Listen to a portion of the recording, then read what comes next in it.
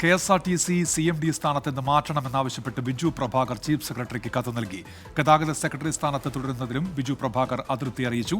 ഗതാഗത മന്ത്രിയുമായുള്ള അഭിപ്രായ വ്യത്യാസത്തെ തുടർന്നാണ് നീക്കമെന്നാണ് സൂചന. അലക്സ് റാം മുഹമ്മദ് തിരുവനന്തപുരത്ത്. അലക്സ്, വിവരങ്ങൾ.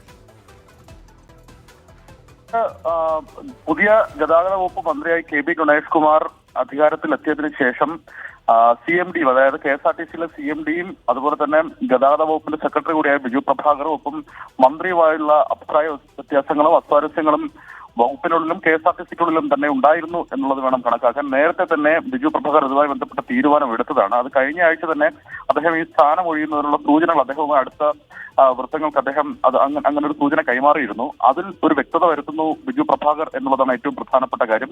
തന്നെ KSRTC CMD സ്ഥാനത്ത് നിന്ന് ഒഴിയാൻ അനുവദിക്കണമെന്ന് ആവശ്യപ്പെട്ട് അദ്ദേഹം ചീഫ് സെക്രട്ടറിക്ക് കത്ത് നൽകിയിരിക്കുകയാണ് എന്നുള്ളതാണ് ഏറ്റവും പ്രധാനം.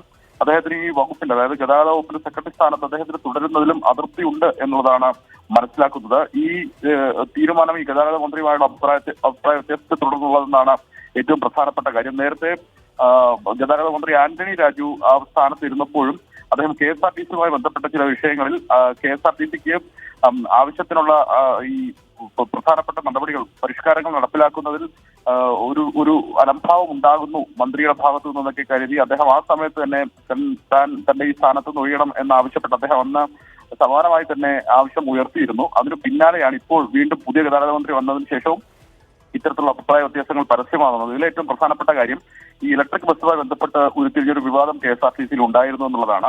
ഇലക്ട്രിക് ബസ്സുകൾ നഷ്ടത്തിലാണെന്ന് പുതിയ ഗതാഗത വകുപ്പ് മന്ത്രി KB ഗണേഷ് കുമാർ പറയുകയും അത് അങ്ങനെയല്ല എന്നുള്ളതിന്റെ തെളിവുകളടക്കം പുറത്ത് മാധ്യമങ്ങൾക്ക് ചോർന്നു കിട്ടുകയും ചെയ്തത് വലിയ ക്ഷീണമായി. ഇതൊക്കെ KSRTCക്കുള്ളിൽ വലിയ പുകച്ചിലായി നിലനിന്നിരുന്നു എന്നുള്ളത് വേണം മനസ്സിലാക്കാൻ. ഇപ്പോൾ അദ്ദേഹം ഔദ്യോഗികമായി തന്നെ ആവശ്യപ്പെട്ടിരിക്കുന്നു. തന്നെ KSRTCയുടെ CMD സ്ഥാനത്ത് നിന്ന് ഒഴിയാൻ അനുവദിക്കണം എന്ന ആവശ്യം ഉന്നയിച്ച് അദ്ദേഹം കത്ത് നൽകിയിരിക്കുകയാണ് ചീഫ് സെക്രട്ടറിക്ക്. ഉന്മേഷ്.